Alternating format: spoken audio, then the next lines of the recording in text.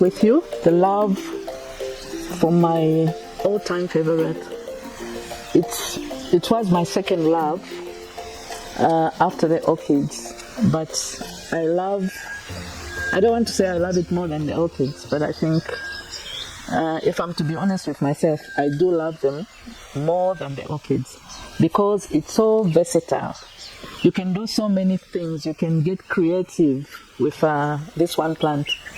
And personally, I don't think there's any other plant that is so versatile when you compare it to the orchids. If you look at this one is like a natural bonsai. I didn't have to do much apart from lifting it all the time. I changed the ground so that I can expose the root system, which has now become like part of the codex. Just look at this one. I've been able to braid it. And the braid, as the trunk gets bigger, so does the braid get more visible. If you look at plants that are normally braided, like the rubber vine, the money plant, I think as the plant gets older, it doesn't give you that wow factor. Here's another one which I was trying to be creative. And the one next to it. Just I tried to play around with the desert rose so much, and it's so forgiving. It forgets so much and just continues to give you pleasure. And the other bonsai, of course, the Arabicums, they're natural. That's how God made them. But we don't need to stop there and say, okay, God created it like this. But if you can add value to it, why not? Here's another one that I'm braiding. This one. This is another braid.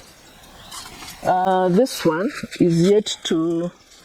I've just like twisted it around, put it in a loop. But each time it grows and expands, so will this expand as well. And the pattern in later years will be more visible. Yet another one is here that I've done. That is just a twist.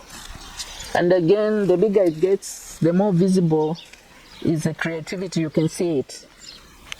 And two last ones that I just the other day decided to experiment is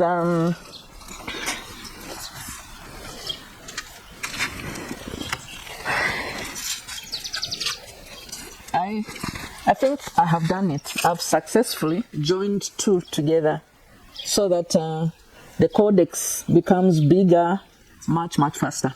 I've done two. The next time, maybe when I do the video, I'll try 3 and then try 4. It's not automatic, so it takes a bit of time, but there it is. This is another one. This is 3 weeks since I did it. I used you can use cling film, the same one we use for when you are wrapping food, or the masking tape, or the grafting tape. Your spot for choice. So this is just a bit of charcoal that I had put here to make sure no bacteria is getting in, but I think I've made it. Then I'm trying to do a bonsai. Oh, sorry, I beg your pardon, please forgive me. I'm trying to do a standard rose, desert rose. So from here, this was in the ground. And if you want to do something like this, you have to choose the one with the longest stem. And even the exposed part here.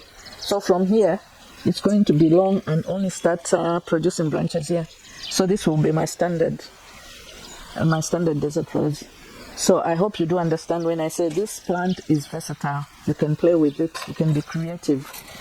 In fact, the other one, probably the last one I've done so far, I continue to come up with ideas because this is not the end. This is one stem, was one stem of a desert rose. I cut it in half to make a heart. But and it did very well up to a point where I had to choose to cut off the growing branches for me to maintain that heart shape, which I think one of these days I'm going to do. It was in a heart shape like this one.